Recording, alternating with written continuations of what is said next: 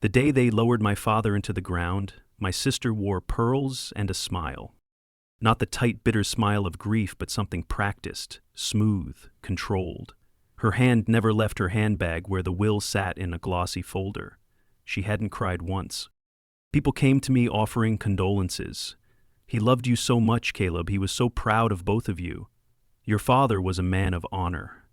I nodded, murmured thank yous, and stared past them at the casket, because I already knew what was about to happen. After the service, at the reception, she waited for the right moment. She stepped up onto the porch of the old farmhouse and tapped her champagne flute with a spoon. Light scattered off her pearls as if her neck were encircled by a halo. "As executor of our father's estate," she began, "I want to thank you all for being here. I know how much he meant to you. He meant the world to me, too." Her voice didn't crack. She pulled out the folder like she was presenting a scholarship award, not announcing the division of a dead man's life. "In accordance with his wishes, I will be retaining full ownership of the property, accounts, and assets associated with the Hawthorne estate.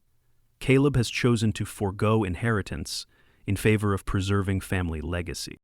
That sentence, that last line, it hit like a punch to the chest, because I hadn't chosen anything. And the moment she said it, I felt the air in the room shift. Heads turned to me, some surprised, some puzzled, some judgmental. I didn't say a word, not yet. I knew she was lying, and I knew she was ready for me to react. She was always ready. Madeline had spent her whole life practicing that exact moment. I was the mess-up brother. She was the one who went to Stanford, the one who wore tailored suits by 22, the one who posed beside Dad in glossy charity photos like a princess at a parade. Everyone loved her, trusted her. But I remembered what he wrote. The real will, the one Dad drafted 6 months before his stroke, sitting on the porch with a glass of bourbon, his handwriting neat and steady as ever. We went over it together, page by page. He had written, "The house and land go to Caleb. He knows it better than anyone. He's the only one who stayed." And I remembered him signing it with the fountain pen he kept in the drawer, slow, sure, with the little curl at the end of his name, the same signature he used on checks, letters, even the lease agreement for the tractor barn. But the one Madeline presented was different. I saw it when I got a copy that night. No curl. The spacing was off, slanted too far right. It looked like his name, but wrong, like a mask of his handwriting, a costume. I took it straight to the forensic analyst the next morning, quietly, no drama. I wasn't going to fight her in public, not yet. The analyst was a man named Richard Beasley, retired FBI. Spent his life dissecting fraud, counterfeit, forgeries. He didn't need long. I watched him put the two documents side by side. Squint, pull out a loop, then sit back and sob. He typed one sentence on the report. "This is not his signature." That sentence changed everything.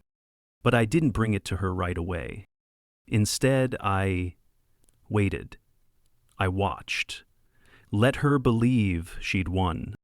Adeline moved fast once the funeral was over.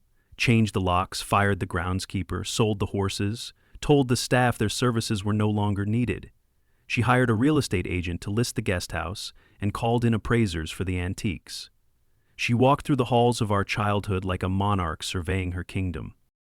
"Dad would want the house to thrive," she told the local paper. "I'm making sure his legacy stays alive." No mention of me. I started collecting evidence.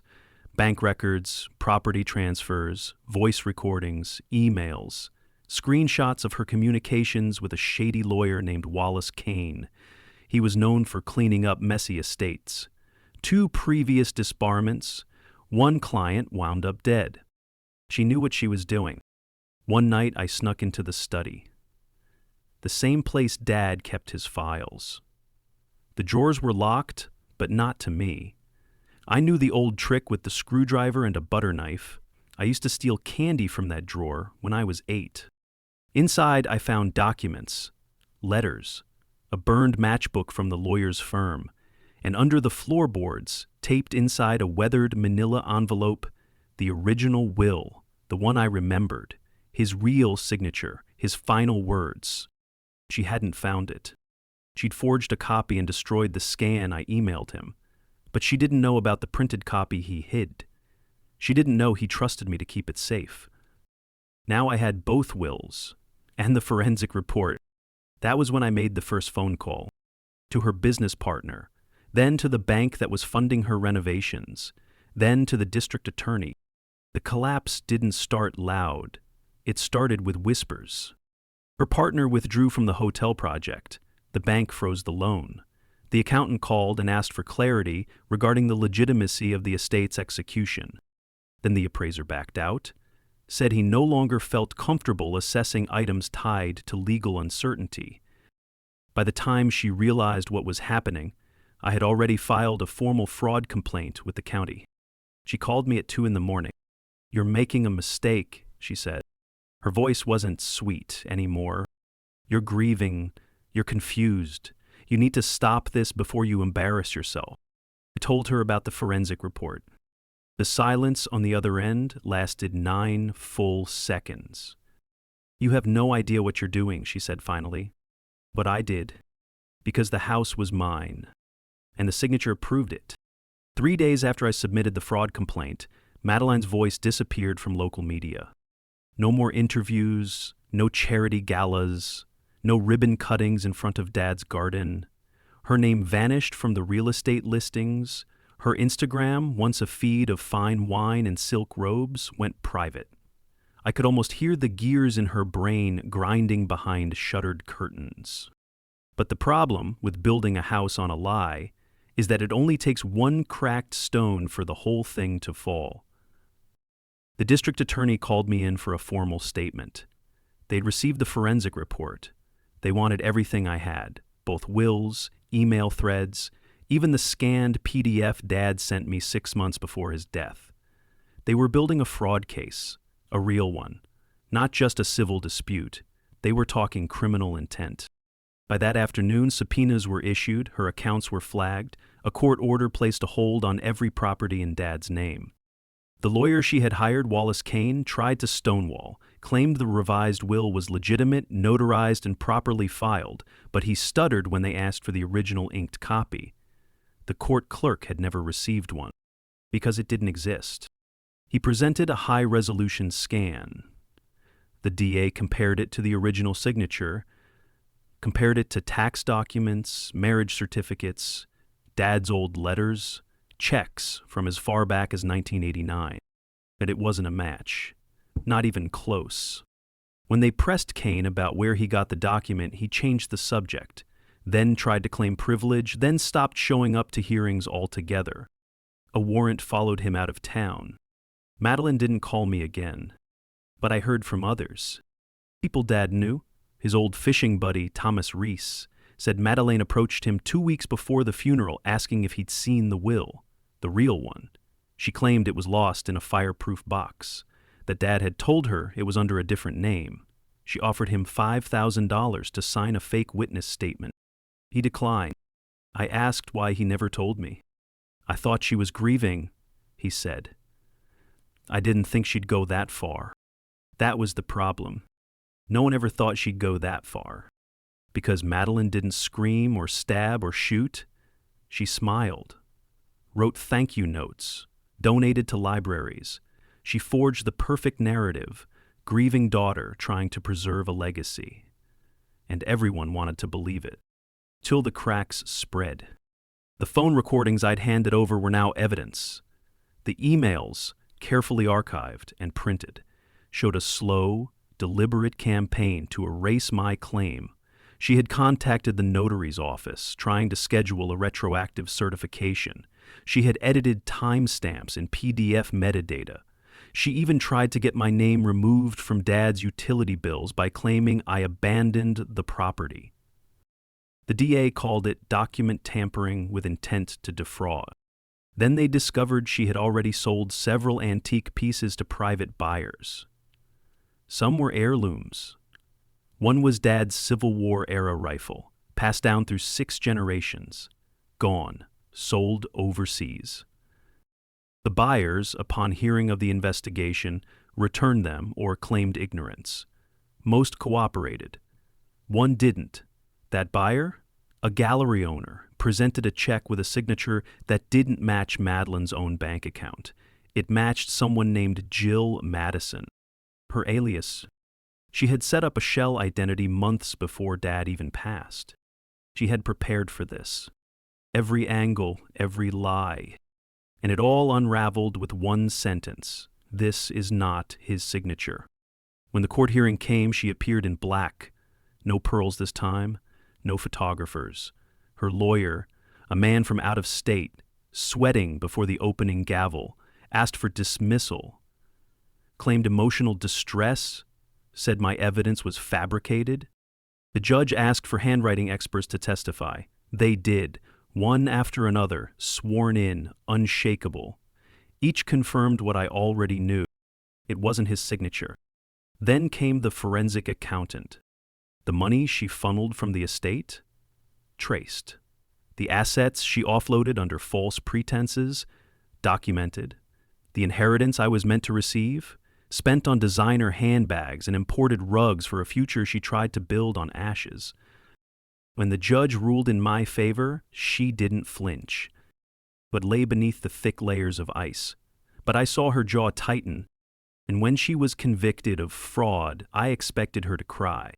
She didn't. Because Madeline didn't believe in guilt. She believed in getting caught. Her sentence wasn't long. 4 years, reduced for first offense. She wouldn't serve the full term. But she lost everything. Her reputation, her status, her illusions. The house was mine again. But it didn't feel like a victory. Not when I walked through the front door and felt the silence. Not when I stepped into Dad's study and smelled the old leather and bourbon and thought of the way his hand used to shake when he wrote checks. But never when he signed his name. He trusted me with that house. He trusted me with the truth. And while she wore pearls and lies, I kept my promise. Because the ink doesn't lie.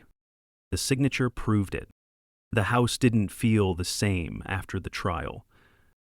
Even with the deed restored, even with her name stripped from the records, something lingered. Like her presence had left a stain in the wood grain. Like lies had soaked into the wallpaper. I walked room to room, touching the things Dad left behind. His flannel jacket still hanging by the door. His mug on the kitchen shelf, stained at the rim. His cane leaning by the stairs even though he never used it outside. That was the kind of man he was. Stubborn even in pain. It was supposed to be mine, not just in paperwork but in soul. I had stayed while she flew to Dubai and Berlin and Barcelona, sending Dad postcards from a distance like a daughter who cared. But I was the one who picked up his medicine, changed the batteries in his hearing aid, held his hand when the stroke slurred his voice and he fought to say my name. I wasn't just trying to get a house back. I was trying to make the world acknowledge the truth. But the thing about truth is, once you rip it open, it spills into places you didn't expect. Because the court ruling didn't stop everything. It just started something worse. After her conviction, word spread fast. Local papers ran headlines, online blogs picked it up. Heiress convicted of estate fraud, signature discrepancy unmasks forgery, son's tenacity unravels sister's web of lies. Some people praised me. Some called it a family matter that shouldn't have gone public. And some, mostly people who used to orbit her like satellites, turned their bitterness on me. They said I embarrassed the family. They said I ruined her life for a piece of land, as if she hadn't tried to erase mine, as if that signature hadn't been a knife pointed at my back.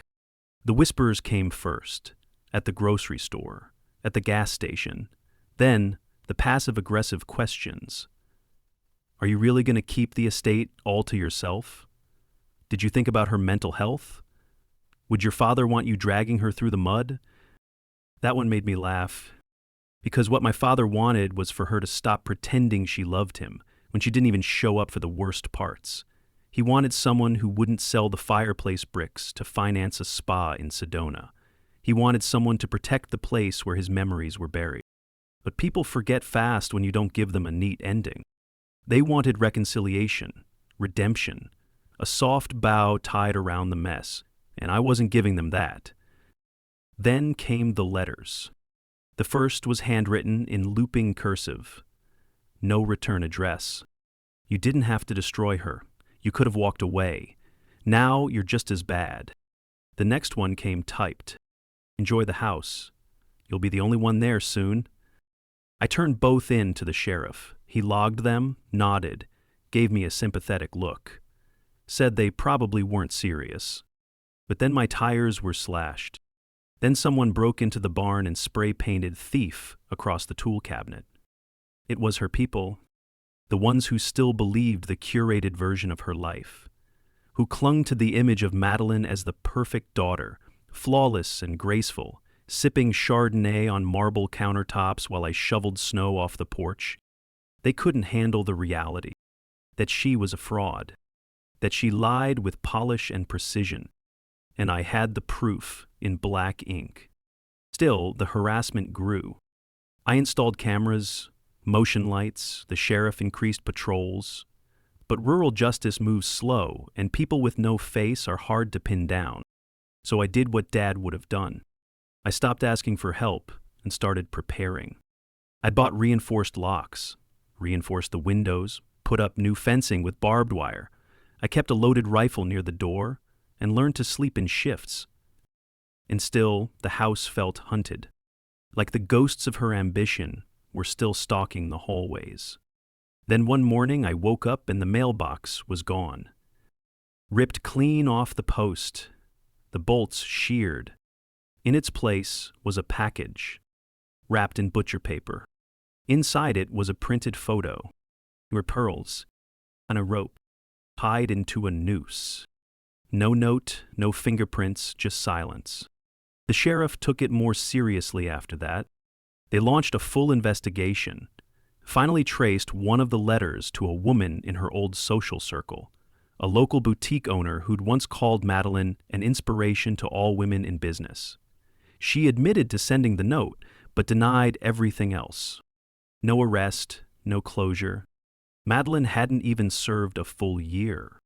She got out early, released for good behavior, which I guess includes never blinking in court. She didn't come back to town right away, but her name started creeping back into articles, a fresh rebrand, life after loss, healing in the shadow of family betrayal, starting over with strength. She was painting me as the villain. I had taken everything. I had weaponized grief, and they were eating it up. People believed the prettier liar. But I didn't respond. I didn't retaliate, because I still had the truth. Her signature was a fake. Her love for Dad was too. And the walls of this house, his house, knew it better than anyone. Spring rolled in with a strange kind of hush, as if the town itself was holding its breath.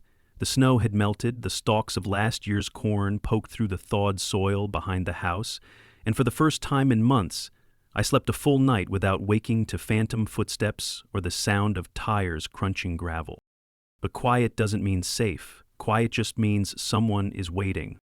I knew she was back in town before anyone told me. I could feel it.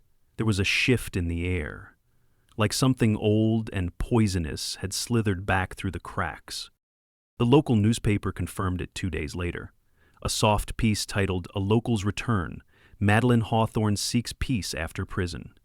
They had the nerve to include a photo of her in front of the courthouse, holding a coffee, that same pearl smile on her face like none of it ever happened. No mention of the forged will. No mention of the conviction.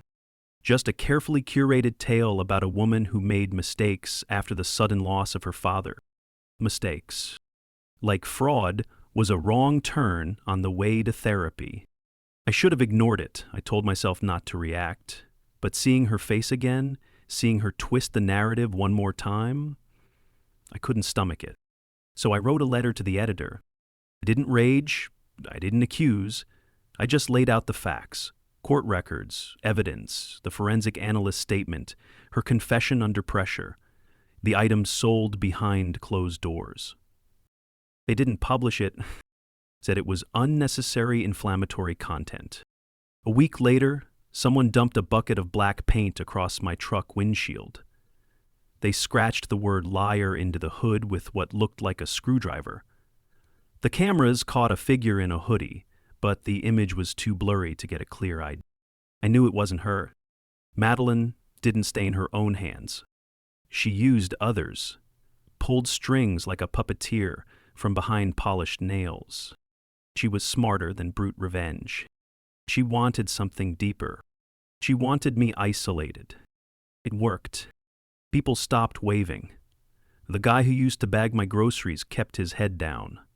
The mechanic who owed Dad 3 favors suddenly couldn't find time to look at my generator. Even the sheriff became distant, civil but cautious.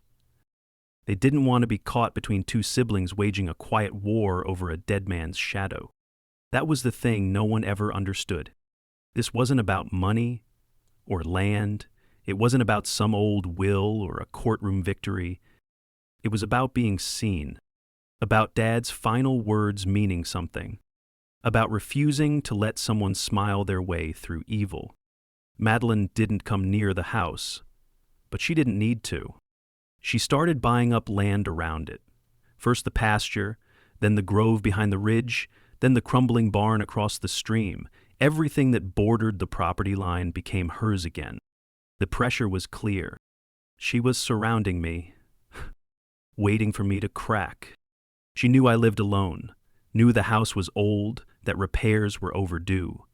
She knew what it cost to hold on to heritage when the world was built for people like her.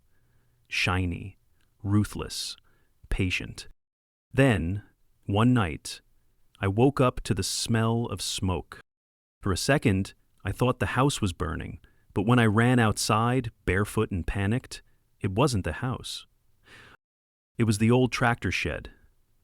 Dad's shed, where he taught me to sand wood and change oil and patch torn leather with spit and grit. The flames were already climbing the walls, orange, licking through the roof like a hungry tongue. By the time I grabbed a hose, it was too late.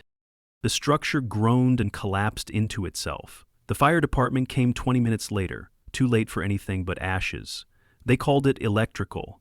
I called it a warning. No one saw anything, no one heard anything, but I knew. He hadn't left the house alone. He wanted to burn it piece by piece until I gave up, until I surrendered what was mine.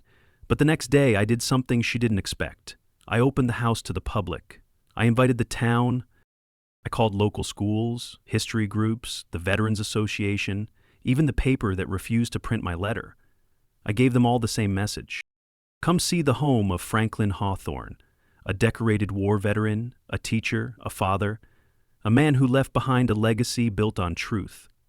They came, dozens of them. I gave tours. I showed them his medals, his journals, the real will now laminated, framed, and mounted in the hall under glass. I showed them the court documents, the forensic report. I let them read it all, no commentary, no spin. Let the ink speak. Let the signature do what her pearls never could. And they listened. Some apologized, some stayed silent, some brought their kids and asked about the history of the land. They left different, and she knew it. Because 2 days later she finally showed up, not with fire, not with poison, with tears. She walked up the porch steps in broad daylight, dressed in gray, hands trembling just enough for the cameras across the road to see. She asked to come in. I let her. She looked around like she was walking through a dream she barely remembered. Her eyes landed on the framed will. She stared at it for a long time, too long, and then she said it.